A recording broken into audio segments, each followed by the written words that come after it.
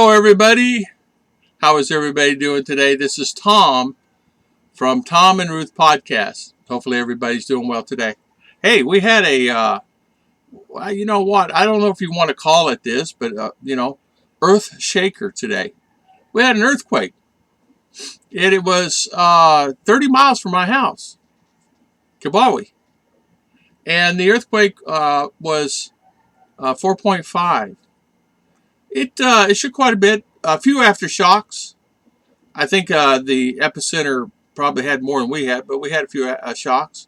You know, if you've ever been through an earthquake, you understand that I've been through quite a few. I never went through one before in my life. Went through many storms living in Florida, as you know, tornadoes and hurricanes and lightning storms and shark and everything else. It's not a storm, but most deadly waters in the world there in Florida, as they stated. I don't know if it's true, but it's what they said on the news, and the news is right?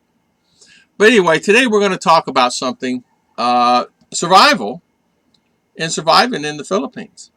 And, you know, that's the thing. And I'm just going to talk about and bring up some points today in surviving in the Philippines. And, you know, sometimes people don't really think about things like this, but I'm just going to talk about this briefly and, give you guys some ideas about surviving in the Philippines. And I think what happens is we don't think about this way, but sometimes when you come to the Philippines, you have to bring your patience with you. People don't bring their patience. They leave it somewhere else. It's not here with them. You have to be patient. You have to take your time. You have to look at things a little bit differently than you normally would before. You really have to, once you get boots on the ground here, you really have to have an open mind. You can't be so adamant that it has to be this way and adamant it has to be that way, or have the attitude. And I'm still trying to break a lot of the habits. I'm not in Kansas anymore, and I'm not in the Western world anymore, and things are just different here. That's not the way they operate. They don't do things. For an example, here, I had a discussion with my daughters yesterday and my wife. When they talk here in the Philippines, they do a lot of head nodding and talk, and they don't maybe not talk as much as what we're accustomed to. You know, Americans just say what's on their mind, and so does Latin, and so does people from UK and Australia, and they just say what's on their mind. Well, here, they may not just say what's on their mind. They may hold it inside, and they may not tell you to your face what's on their mind. They are more of a culture that keeps things inside, and they may just not say things that maybe hurt somebody or anything like that, because even my intent is not to hurt anybody when I say something. I'm just speaking like, well, why don't you just tell me, or tell me the truth, or tell me, the reason why it's this way. Because I want to know. And if I made a mistake, I want to know how to repair it so I don't do it again the next time, right? And sometimes we look at that and we don't think about it that way. But with me, I do want to say that. So things are not constant here. And what I mean by not constant, they're not constantly the same all the time. We all get used to what we had before and how it was before. For an example, we get used to having, like, how can I say, car in the driveway, full up with gas, and electricity running all the time, and water running all the time, and we can go to the gas station with ease, and maybe working on the road. Well, here, you can have full car gas, but you go, and things maybe changed quite a bit since the last time you were out yesterday. And finding the same product is not going to be the same all the time. And you're going to find sometimes it just may not agree with you. You may find yourself with no power, no electric, or something happened to you that maybe abnormally. And it does happen more so here. There's not really too many things to rock the boat in U.S. other than the troubles on the news, the troubles you see maybe on the street, or the fighting. Well, they have the same here. Whatever you see in your country you're in, the same is here. And you can see it on the news. Just because you say all the troubles here in this country doesn't mean they're not having troubles here. It's the same. They're having the same troubles, guys. People say, oh, it's so horrible here. So, guys, have you not seen the news? So here is the same. It's everybody throughout the world is having the same problem. It's not just one country is having that problem. It's the same all over the world. So you got to take things not so seriously. Be calm. You may have to wait in line longer than you normally wait. You may have to stand in line and somebody crouch in front of you and you have 2, 3 ladies. I've had people do that to me, where I go stand in line and then all of a sudden 1 lady and 2 ladies and 3 ladies are coming in front of me, and they literally butt themselves in there. Now, Ruth, I will not say a word because that's not my place to, because you can easily offend people here by the English tones and words. So I let Ruth handle it, and Ruth usually just takes charge, and either she squeezes in front of him, or has our squeeze in front of him, or makes it to where, don't worry about it, I'll take care of it. And so you have to be dependent on your beautiful wife, or your fiance, or your girlfriend, or whomever it is, that you can depend on them to make sure everything is okay. So you don't get tossed around. And it's not like you're tossed around in a negative way. It's just everybody's in a hurry to get the things done they want to be done. Rice every meal. You know, they have rice at every meal. You may not be accustomed to rice every meal. So what you have to do, you have to take time and think about that and say, okay, I'm okay with no rice today. I'll just eat oatmeal. I'll have something else, a piece of bread. I was walking this morning, and one of the guys at church stopped me, and they were leaving the house, and they said, well, first thing out of their mouth, what'd you eat? When did you eat? I said, I ate 30 minutes ago. What'd you eat? And I said, I had oatmeal and some toast. Oh, okay. So you did eat? Yeah, I ate. So they would ask me, and it doesn't matter. That's what they'll do. Or they'll ask you, where are you going? Why are you going? Where are you going? Where are you going? People ask me. I'm walking the other day. Where are you going? I'm taking a walk. Oh, okay. Where to? Around the block. Some old lady standing out in the street just want to know where I was going, and they'll do that, and they'll ask you. Expect to help family, because family comes first. Even if you're on a limited budget, just plan that you're going to have to possibly help the family. What I mean by that is, excuse me, sometimes you have to just be prepared that they're going to come to you, and they may ask you, hey, can my brother borrow 2,000 peso? Okay. Now, borrow means they're not going to pay it back. Borrow means you're going to give them 2,000 peso. And they may ask a month from now the same thing, and 2 months from now, and 5 months from now. What do? Do you give them the 20 bucks or 40 bucks? 1,000 pesos, 20 bucks. Do you give them the 20 bucks or do you not?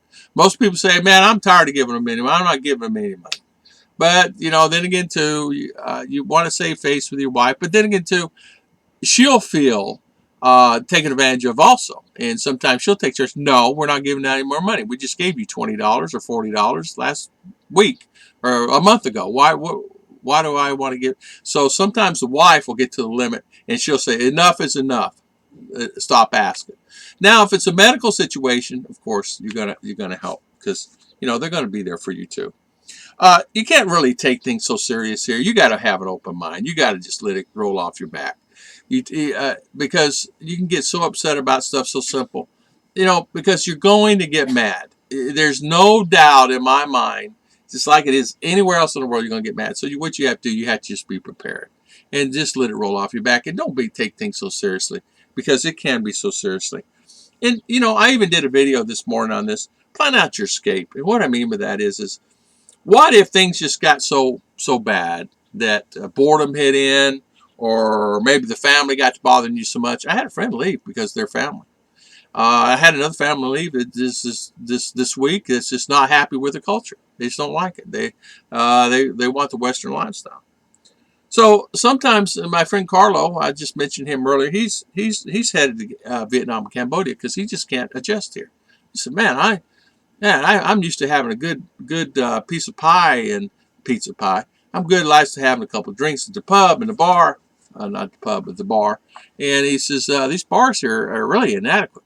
So, even up here in Makati and Kansas City, they have it, but they don't have it. And they have it one day and they'll have it the next. And so he says, I'll just skate around Malaysia. And so that's what he's going to do. And that's what you kind of have to do. And you plan your escape. What if your mama and papa's sick and you need to go somewhere and you need to get out of the country? Just plan your escape. Have money available for that. Uh, just be open-minded because people don't really think about that. Scams. You're going to get scammed. I don't care who you are. You're going to get scammed with something. Something is just going to happen. You're going to get scammed. I've gotten scammed. Ruth's gotten scammed, and we're pretty smart. We're not dummies, and we've gotten scammed. Things could be things. Oh, this guy's got this thing. He's got great reviews on it. We'll order from Lazada. We'll do this and that, or we'll order on Facebook, or we'll order over here Shopee, or we'll order over here. You're going to get scammed. Some of the products they sell on Lazada, Shopee, and all the above are scammer products. They may ship it, may not, and they open up a new store tomorrow. So, or you buy it on Facebook. Guy says he's got it. Okay, you send him the $100. You're expecting a router. You're expecting this, expecting that, and if no router comes, you message a guy, and it's gone. I got scammed the other day, $20 online, and I bought something, and said send it through Gcash, and I bought it. Says Ruth sent it to him, and I checked it out. All good reviews, 80 reviews on one. And Trustpilot was 80 reviews positive. Then I checked out another one, and it had one bad.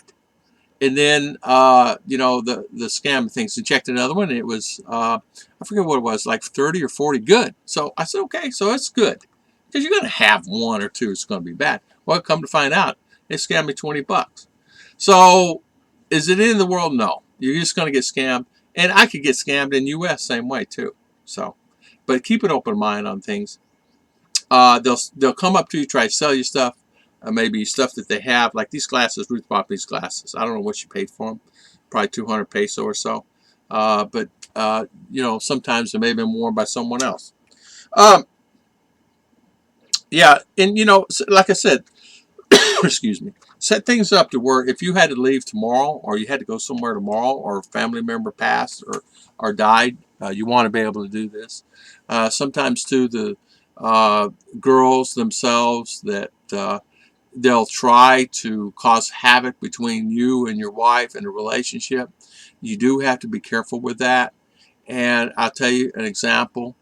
It brought back a memory, and this has happened to me more than once, where I'd be sitting in a restaurant, or I'd be sitting somewhere, and Ruth would be in a restroom, or she may be in a store shopping, or she may be somewhere else. I'd be standing out in the mall, or be standing somewhere.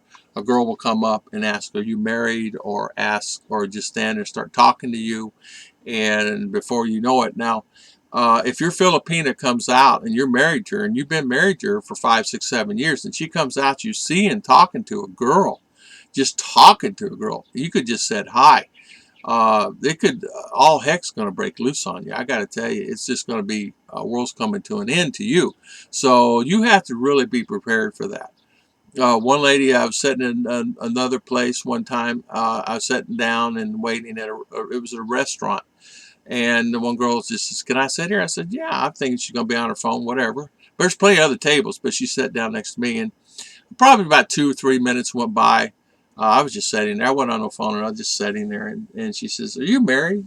I go, "Yeah, I'm married." "Well, where's your wife?" I said, "She's in the bathroom." And I said, "I can see the line out the door, so she's there still in the bathroom." She said it probably wasn't 1 minute later, she gets up and leaves. So, and she was probably 20 years old. She's an attractive girl, but it's not like I'm going to sit and do that. When I'm married, I'm married. So, but there's guys that would hold a conversation. But I've learned, be careful who you hold those conversations to, because you can get yourself in trouble. Because they can start trouble between you and your wife. Easy. All they have to do is say, "Hey, nice seeing you. I'll talk to you later. Nice talking to you. I'll see you online." They could just say anything, and you're in trouble. But you also have to be careful. There's a new law here, too. There's a new law here in the Philippines, and I'll talk about this in a few minutes. There's a new law here in the Philippines that if you say things that are derogatory to a lady, or have attempt to say things that are derogatory, or enforce yourself on someone, like, "Hey, I would like to date you," get close and do stuff like that, she can have you arrested. It's a new law here that to stop a lot of the violence and a lot of things like that may be apparent and may happen. It went into effect this year, this is something that they're trying to stop a lot of stuff that happens. But I understand why they do some of that stuff. So as a foreigner in another country, you have to, you really have to watch your due diligence every day. Not only that, you got to watch who's behind you, who's side of you. If you have your phone out, don't leave it out. Keep it put up. If you have money, keep money in another pocket. Yes, will it happen to you? Possibly. Can it happen to you? Yes, it sure can. And many people it's happened to. They've tried to get in my pockets before, and they tried to take my money out of my back pocket. So you have to be prepared for that.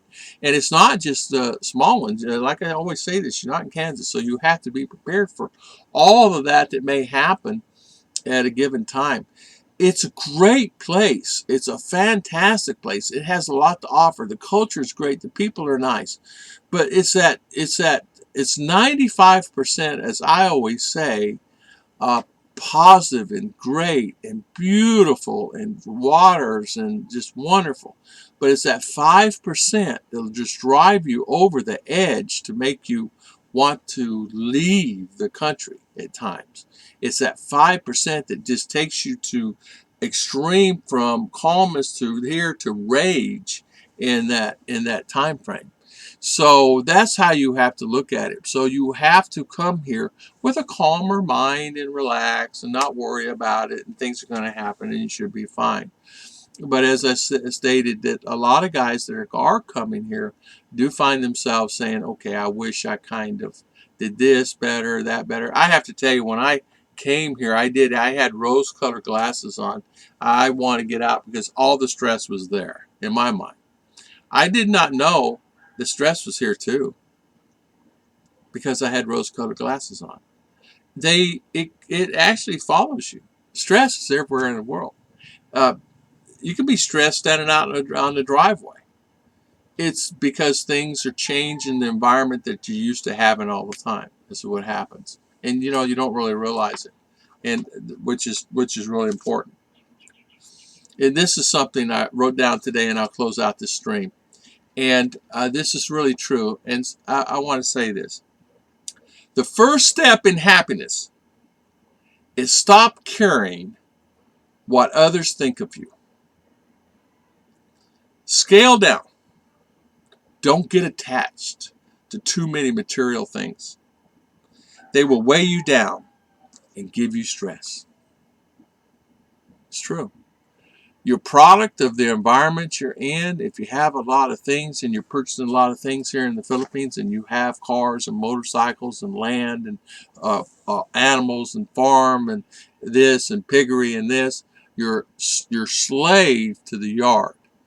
Now, I said this years ago when I had my farm, my place, that if I didn't cut the fern, if I didn't cut this and I didn't cut that, it's not the end of the day, because that was not my sole source of income. But I was still slave to it, because I still had to put pesticide on it. I still had to water it. I still had to maintain it. I still had to stop it from disease, to taking it over, because I didn't make money off of it. So you have to really think about things. Once you're stressed, and I said I'll never get stressed like that again. I won't have no animals. I won't have nothing I have to take care of, because why have it? I'll have a house, I'll take care of that house. That's it. Because if you become slave to the property, you're not going to enjoy your life. Enslaved to animals, you're going to enjoy your life. Even getting Omer was a big challenge, because you're responsible for that dog. Not only that, you leave it. You can't leave it hours upon end. You can't leave it overnight in a house. What's that? You can't leave that dog more than 10, 12 hours a day. And so you're going to find yourself like that. So the more you have, the more you're stuck. God bless everybody, and thank you so much for always watching Tom and Ruth podcast. And I'll see you guys next time.